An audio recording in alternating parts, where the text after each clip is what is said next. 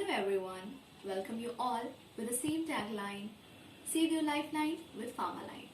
Today we are going to discuss about the drug inventory control.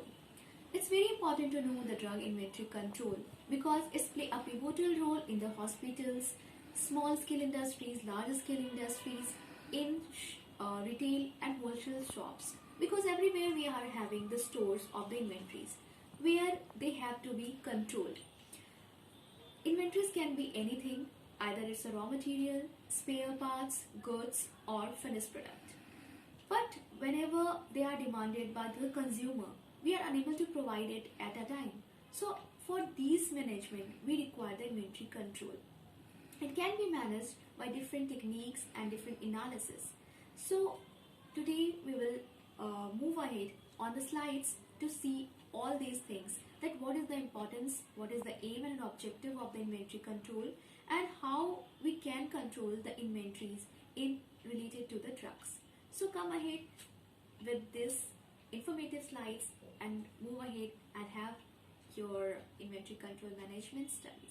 Thank you. In these slides, we will study what is inventory control, what are their classifications, and what are the methods used to control inventory.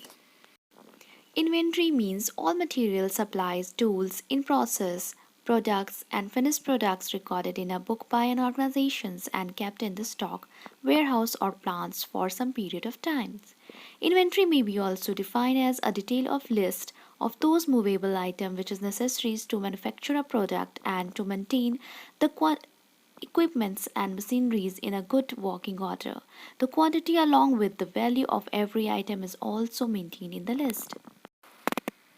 Inventory control means to control our materials lying in the stores. It refers to the regulation of stocks and the flow of materials and components in an efficient, effective, and economical manner to meet the need of manufacturing departments. Inventory control refers to the process by where the investment in materials and parts carried out in stock is regulated within predetermined limit sets in accordance with the inventory policy established by the management. Inventory controls of drug plays a pivotal role in hospital management. Drug inventory control of hospital pharmacy is very essential in order to provide continuous supportive services. The inventory management of drug is very essential as it adversely affected by the consumption rate and purchasing cost of the drugs. Here we will study about the VED and ABC analysis of drugs. There are mainly two types of inventory: direct inventory and indirect inventory. Direct inventories are divided into following categories: raw materials, semi-finished products, finished goods, spare parts, whereas indirect inventories are classified the products into different categories, which we will study. Aims of inventory control: never run out of stock of any materials, never build up very large inventory, never send out too many small orders for more, as such small order turn out to be very costly. Objective of inventory control is to reduce the minimum idle time due to shortage of materials and spare parts, to offer maximum services and satisfaction of customers, to minimize as much as possible capital investment and cost of storage, to provide a scientific basis of planning inventory requirements, to hold reasonable inventories in order to avoid losses from inventory obsolescence. Let's come to the classification of materials for inventory control. The first one is ABC analysis. ABC analysis is a technique in which all materials are classified according to their value: high, medium, and low. A class, material having a small percentage of total items but having higher values. B class, materials are the medium value, should be in normal control. In other words, these materials having more percentage of total items but having medium value. C class, the low value of material should be under the simple method of control. In other words, these materials are having high percentage of total items but having low value.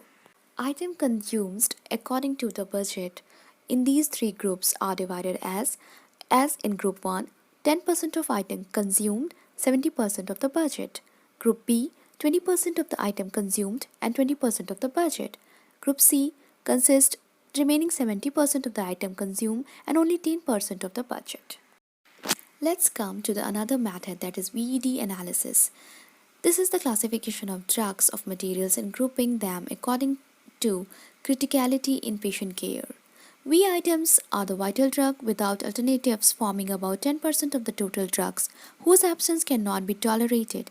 Every attempt is to be made at whatever cost to avoid the out of stock position of these drugs. E items are the essential items that constitute 40% of the items, and their absence can be tolerated for the short stretch of time. They could be made available in a day or two, or the alternative medicines can be made available. D items are the desirable items, which are the remaining 50% of the drugs, and their non availability can be tolerated for the longer period. They may be required for the chronic and less serious patients. Combination of ABC and VED analysis can be explained in the following way. We can categorize into three categories: category 1, 2, and 3. Category 1s are the vital and expensive and should be managed with maximum attention. Consumption and stock should be continuously monitored, and safety stock should be kept at low to reduce the carrying cost. Category 2 consists of drugs which are essentials and of average cost. They can be managed with a little less priority and can be managed with middle level managers. Category 3 consists of the drugs which are desirable and inexpensive and thus lowest in the hierarchy of priority. They should be purchased periodically, and buffer stocks can be high managed by the lower level of managements. SDE analysis. In situation where scarcity of items is not uncommon, SDE analysis is helpful.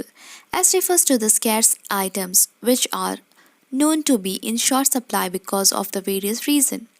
D items are of difficult items which may be difficult to obtain in inadequate quantity or quality immediately. E items are items which are easily available and no difficulties experienced in purchase and procurement. SDE analysis helps to avoid out of stock position of items by management with reference to their free availability. HML analysis. The items are classified according to high cost, medium cost, and low cost. Criticality and cost can be coupled in coupling matrix module. You can see the module is HML analysis versus VED analysis. You are seeing certain equipments are listed below. FSN analysis. In this analysis, the quantity and rate of consumption is studied and categorized accordingly. F items are the fast moving items that have large consumption. S items are slow moving items. N items are non moving items. Economic order quantity. It is defined as the quantity of material to be ordered at one time. This quantity is fixed in such a manner as to minimize the cost of ordering and carrying the stock, so that only correct quantity of the material is to be purchased. There should be no overstock or understock. Balance should be made between the cost of carrying and the cost of not carrying, that is the cost of carry out. The economic order quantity depends upon the two types of cost. EOQ depends upon the two types of cost, that is procurement cost and carrying cost. Procurement cost is receiving quotations, processing purchase requisition, follow up and expending the purchase order, receiving the items and inspecting the items, processing vendors invoice. Carrying cost is interest on the capital investment, cost of the storage facility, cost involved in the deteriorations, cost of insurance, property tax. Let's come to the method of ordering. There are different systems in use to order items. Some of them are as follows. First is the two-bin system, and second is the cyclic system. Two-bin system is the order are not placed at fixed periods but are placed when the stock of the item reaches a certain predetermined level.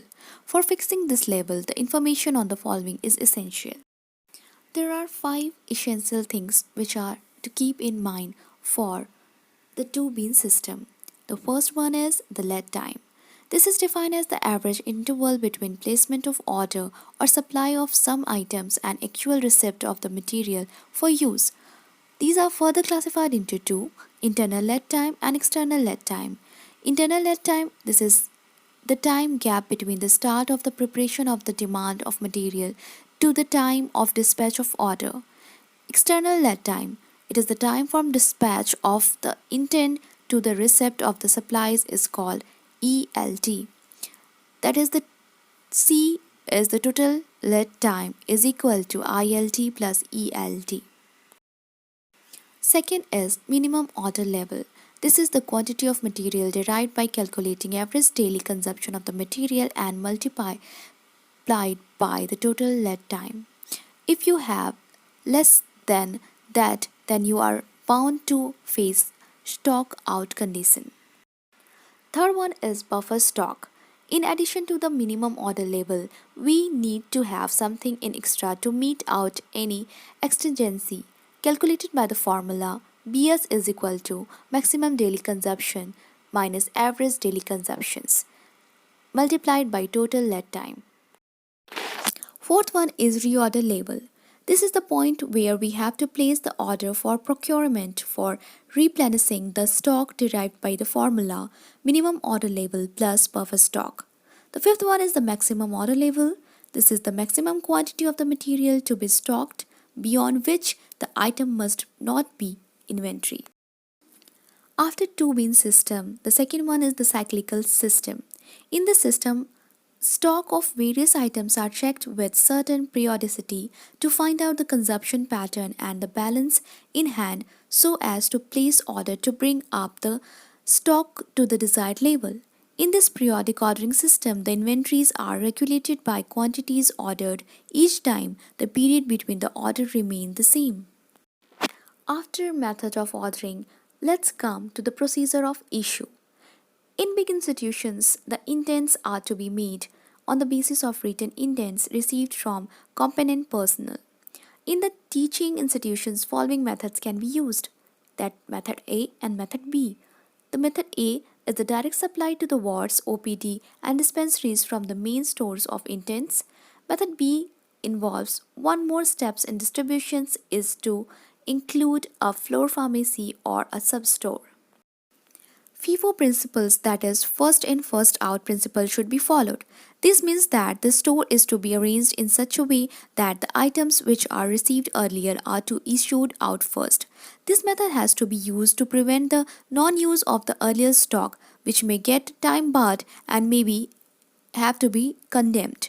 A simple method followed is to keep the newly arrived stock on the shelf at the back so that the old stock can be used first. The maintenance of the two written papers should be there, that is the records and a bin card. The records of the total procedure followed for the processing purchase is to be maintained properly. A bin card, which is a record of receipt, issue and stock at hand, should be prepared and maintained separately for each items. No difference should be made or found in the stock as shown in the bin card and physically available on verifications. The responsibility of maintaining the bin card is to rest on the officer in charge of the store. Store verification is to be made periodically, else the dispensaries will go unnoticed. In addition of the yearly stock checking, the spot checking can also be done to help to detect dispensaries and give an indication of leverage, especially of expensive equipments. Records should be available for showing the stock turnover with reference to the items with expiry dates. For the items getting time barred, actions can be taken to ensure timely utilizations of the stock. These things are to be noticed and very much important to control and inventories. Thank you. Thank you for watching. Hope you understand the topic.